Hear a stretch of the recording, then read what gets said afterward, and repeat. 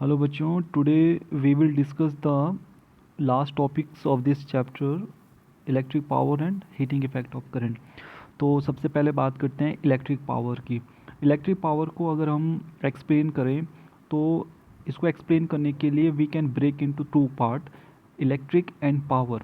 Electric is related to our chapter electricity and what is power. Power is related to capacity.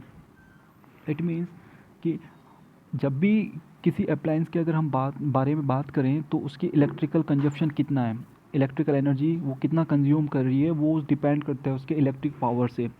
जितना ज़्यादा power rating होगी उतना ही ज़्यादा वो इलेक्ट्रिकल एनर्जी को कंज्यूम करेगा। और इलेक्ट्रिकल एनर्जी हम किस तरह से कैलकुलेट कर सकते हैं, जब भी हम किसी अप्लायंस को इलेक्ट्रिक ऑन करें तो उससे करंट फ्लो करेगा। तो जब करंट फ्लो करेगा तो ही वो इलेक्ट्रिकल एनर्जी को यूज़ कर रहा है। इट मीन्स कि ये डिपेंड कर रहा है यहाँ पर वर्क से, और work is related to energy.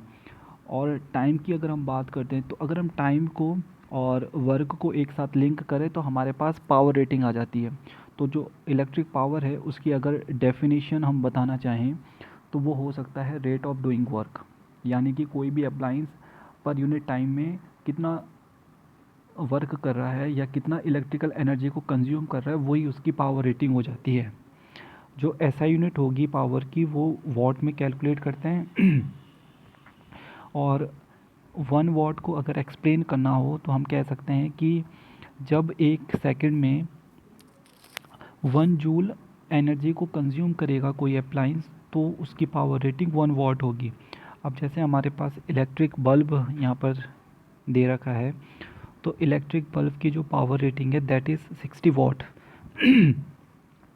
तो 60 वॉट का मतलब यहाँ पर है कि 60 जूल पर सेकेंड, यानी कि 1 सेकंड में it is consuming 60 joule energy.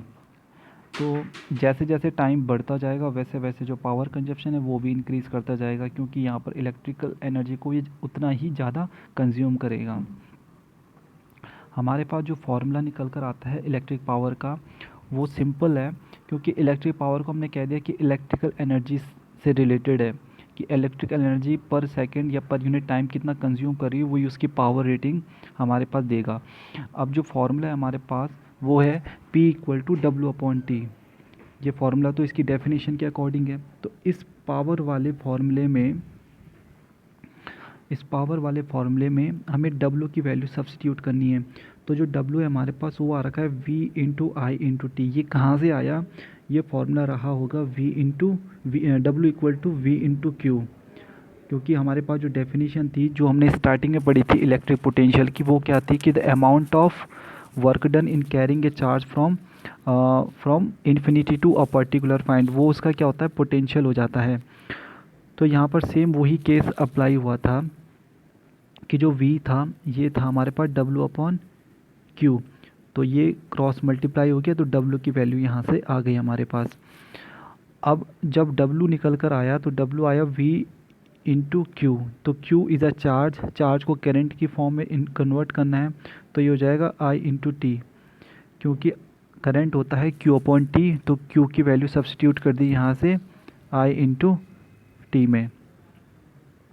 तो इस तरह से हमने फर्स्ट इक्वेशन थी जो हमारी, उसमें W की वैल्यू सब्सटीट्यूट करेंगे तो जो फार्मूला निकल कर आएगा P का वो आ जाता है V/I।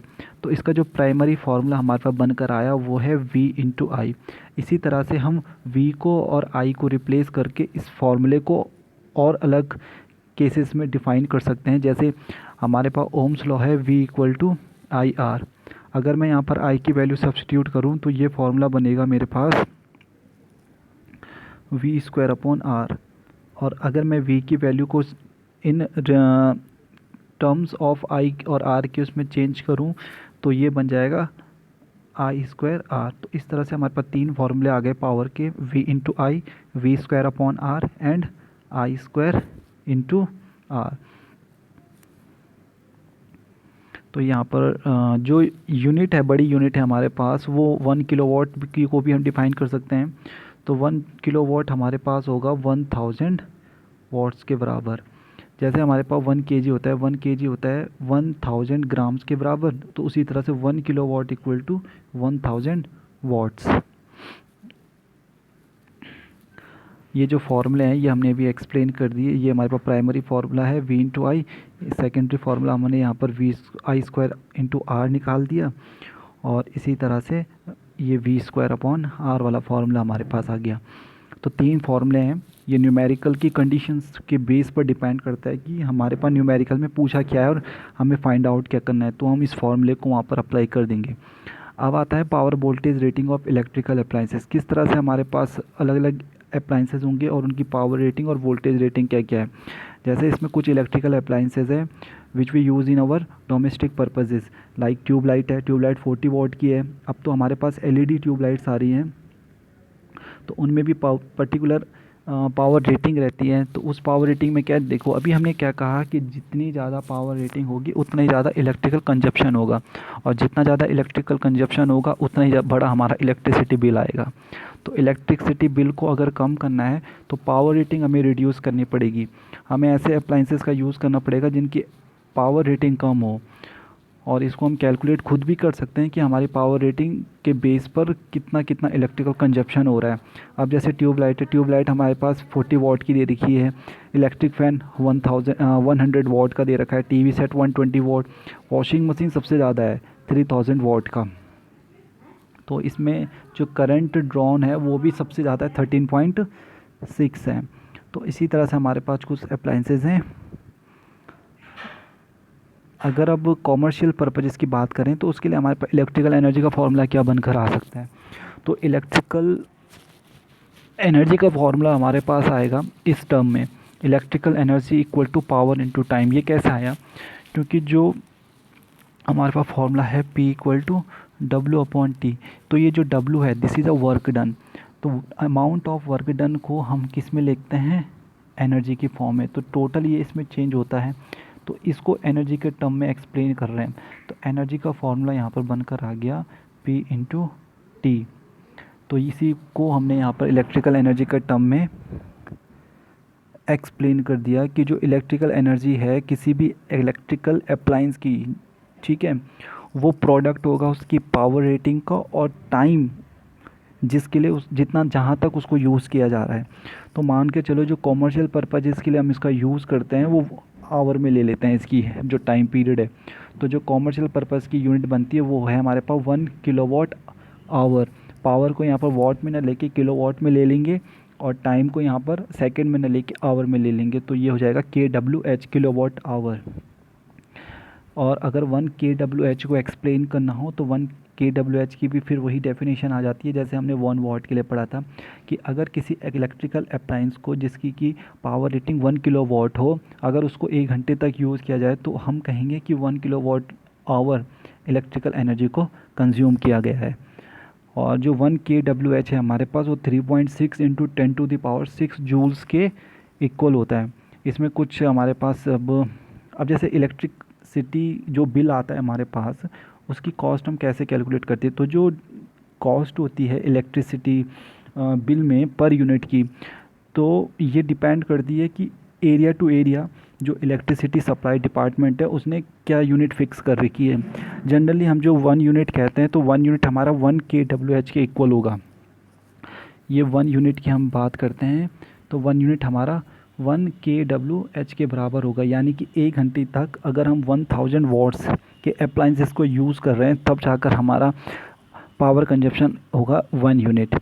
तो इसी तरह से अगर हम 24 आवर्स का यूज़ कर रहे हैं तो उसका मल्टीप्लाई कर देंगे यहाँ पर, तो हमें पता लग जाएगा कि हमारा इलेक्ट्रिसिटी कंजप्शन पर डे का कितना हो रहा है, और मल्टीप्लाई कर देंगे रुपीज़ से तो हमें पता लगेगा कि हमने कितने रुपए की इलेक्ट्रिसिटी आज खर्च करी है। तो हमारे पास इसी तरह से मीटर होता है। अब तो डिजिटल मीटर आ रहे हैं हमारे पास, तो उसमें रेटिंग पड़ी होती है। तो इसको किस तरह से कैलकुलेट किया जाता है कि लास्ट 2 मंथ्स की जो रीडिंग होगी और जो हमारी करंट रीडिंग होगी उनको माइनस कर देते हैं, तो जितना हमारे पास आएगा वो हमारे एक्चुअल यूनिट्स होगी, और उस यूनिट का मल्टीप्लाई किया जाता है पर्टिकुलर कॉस्ट के साथ, और हमारे पास इलेक्ट्रिसिटी बिल तैयार हो जाता है।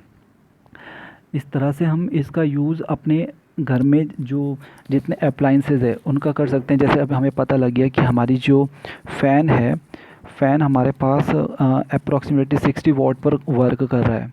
तो अगर हम पता करना चाहें कि हमने कितनी इलेक्ट्रिकल एनर्जी को कंज्यूम किया है, तो वो हमारे पास आ जाएगा पावर इनटू टाइम के साथ। तो पावर हमारे पास है 60 वॉट, और टाइम अगर हम बात करते हैं कि हमने इसको कितने मिनट के लिए यूज़ किया है या 1 घंटे के लिए 1 घंटे के लिए अगर यूज़ करते हैं, तो जो 60 वॉट है इसको सबसे पहले हमें KW में चेंज करना पड़ेगा, किलो वॉट में। तो इसको डिवाइड कर देंगे यहाँ पर, ठीक है, और यहाँ पर हमारे पास टाइम पीरियड जो रहेगा उसके साथ मल्टीप्लाई कर देंगे। पर्टिकुलर 24 आवर्स की बात करें तो जो यहाँ पर हमारे पास इसका रिज़ल्ट आएगा वो हमारे पास इलेक्ट्रिक एनर्जी कंज्यूम्ड होगी for particular period of time के लिए। अब जैसे न्यूमेरिकल दे रखा है कि एक रेफ्रिजरेटर, इसकी पावर रेटिंग 350 वॉट दे रखी है, जिसको कि एक दिन में 10 आवर्स तक ऑपरेट किया गया। हमें बताना है कि जो इलेक्ट्रिकल एनर्जी है, ठीक है, 30 दिन तक, हमने पूरे मंथ के लिए बताना है कि इसकी कॉस्ट कितनी हमें खर्च करनी पड़ेगी। अगर जो रेट है इलेक्ट्रिसिटी एनर्जी का, इलेक्ट्रिकल एनर्जी का, वो 3.40 पर KW, यानी कि 1 यूनिट की कॉस्ट है 3.40। सिंपल है, ई को हमने P/T वाले फॉर्मूले सब्सटीट्यूट कर देंगे, क्योंकि वो वॉट में गिवन था इसलिए हम उसको पहले किलो वॉट में चेंज करेंगे। देन उसकी वैल्यू को इलेक्ट्रिसिटी, जो इलेक्ट्रिकल एनर्जी कंजम्पशन वाला फार्मूला है उसमें अप्लाई करेंगे। तो ये हमारे पास करीबन आ रहा है 105 kWh, यानी कि एक मंथ में, 1 मंथ में वो कितनी यूनिट जलाएगा, इस 105 है। तो ये 105 यूनिट्स उसने यूज करी है for a period of 1 month. तो इस तरह से जो बिजली का बिल बनता है उसका फॉर 1 अप्लाइंस के लिए वो है 357 रुपीज़। इसमें हमारे पास कुछ न्यूमेरिकल्स हैं, तो इन न्यूमेरिकल्स को हम सॉल्व करके देख सकते हैं। अब जैसे यहाँ पर एक मीटर दे रखा है हमारे पास, और ये कह रहा है कि इस क्वेश्चन में कि एक कोई बॉय है, उसने अपने घर की इलेक्ट्रिसिटी मीटर को रीडिंग को नोट किया। तो जो संडे को उसने 8 बजे की जो रीडिंग ली थी वो है हमारे पास ये 42935, और जो मंडे को उसने 8 बजे ली वो है 42919। अब हमें बताना है कि संडे को क्या रीडिंग, संडे को हमें पता लग रहा है कि 42937, मंडे को कौन सी रीडिंग है ये। अब ये बोल रहा है कि how many units of electricity have been use, कितनी की गई। तो हम क्या करेंगे इसमें कि जो मंडे को यूज़ किया गया और जो संडे को होगा इन दोनों के बीच में माइनस कर देंगे। तो माइनस करके जो हमारे पास बनकर आएगा रिजल्ट वो हमारे पास हो जाएगा इसके बीच का डिफरेंस। अच्छा, तो ये बोल रहा है कि in how much time the unit have been use, कितने समय तक की गई। तो ये टाइम यहाँ से पता लग जाएगा। ये जो इसने 8 o'clock दे रखा है, ये 8 बजे से और ये वाला 8 बजे तक, तो हम बता सकते हैं कि 12 घंटे यूज़ हुई है। तो 12 आवर्स के लिए हम इसको कैलकुलेट कर सकते हैं। 12 की 24 आवर्स, पूरा एक दिन के लिए यूज़ हुआ, क्योंकि 8 to 8 AM है ये। और if the rate is 5 rupees per unit, यानी कि एक यूनिट की अगर इतनी कॉस्ट है तो हम बता सकते हैं। तो ये टोटल कितना हुआ होगा, 35 है लास्ट में, और स्टार्टिंग के 3 डिजिट सेम है। तो ये हो जाएगा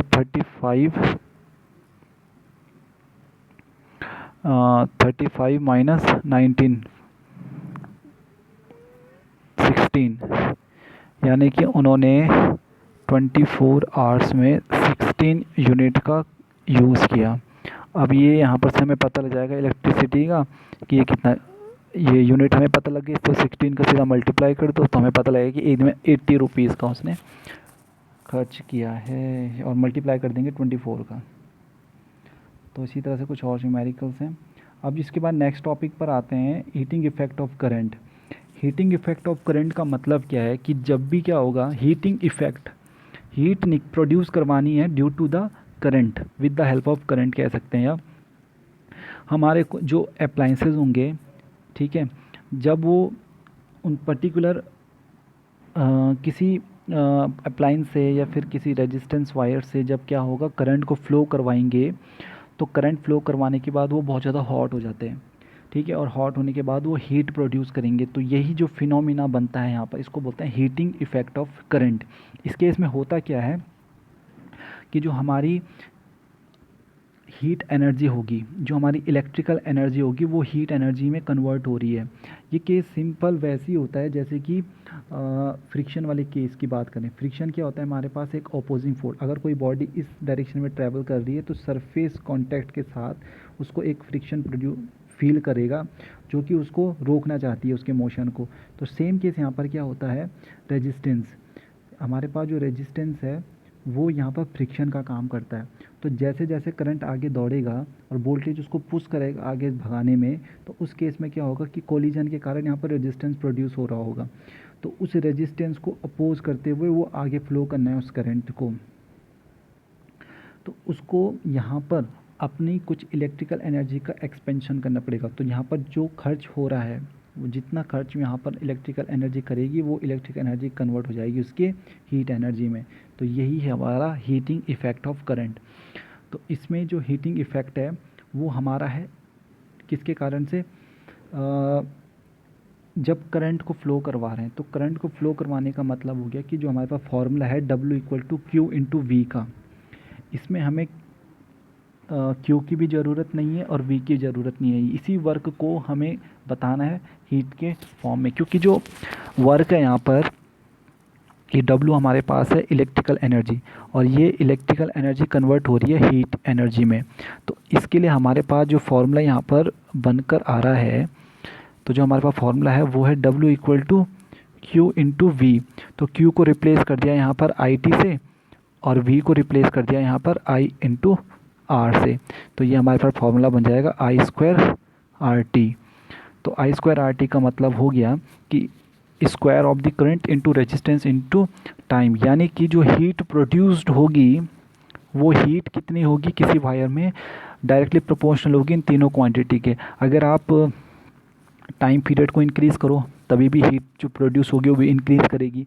रेजिस्टेंस ऑफ द वायर को अगर बढ़ा कर देते हो तो भी आप जो हीट प्रोड्यूस मिल रही है हमें, वो भी उसकी वैल्यू भी इंक्रीज़ करेगी। और करंट को अगर यहाँ पर बढ़ाएंगे, देखो 1 एम्पियर करंट को अगर दौड़ाते हैं तो 1 एम्पियर करंट यहाँ पर स्क्वायर हो रहा है, या अगर 2 एम्पियर करंट देंगे तो वो 4 टाइम्स हो जा रहा है। तो सिंपल सी बात है कि हीट ज़्यादा प्रोड्यूस होगी इन दैट केस।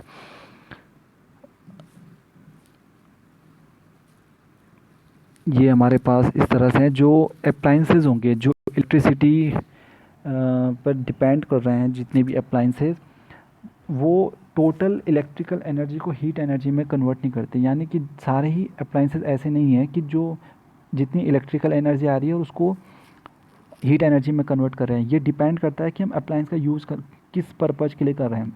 जैसे हमारी बॉइलिंग रॉड होती है या हीटर होते हैं, इनका काम है हीट को प्रोड्यूस करवाना। तो इनको डिज़ाइन भी इसी तरह से किया जाता है कि ये हीट को ज़्यादा से ज़्यादा प्रोड्यूस करवाएं, यानी कि जितनी भी इलेक्ट्रिकल एनर्जी इनके थ्रू जाए वो उस पूरी इलेक्ट्रिकल एनर्जी को हीट एनर्जी में कन्वर्ट करने में कैपेबल हो। लेकिन हमारे जो अदर अप्लाइंस है जो हीट प्रोड्यूस कर रहे हैं ड्यू टू सम इफ़ेक्ट, तो वो डिज़ाइन नहीं किए जाते हैं उससे, but due to some mechanical work वो हीट प्रोड्यूस करते हैं। जैसे हमारा फ़ैन हो गया या इलेक्ट्रिक मोटर, ये गर्म हो जाते हैं। तो ये इसलिए गर्म हो रहा है क्योंकि जो मैकेनिकल एनर्जी का कुछ पार्ट है यहाँ पर, ठीक है, जो हम रेजिस्टेंस की बात कर रहे हैं, उसी के कारण ये थोड़ा सा हीट एनर्जी यहाँ पर प्रोड्यूस्ड हो जाती है।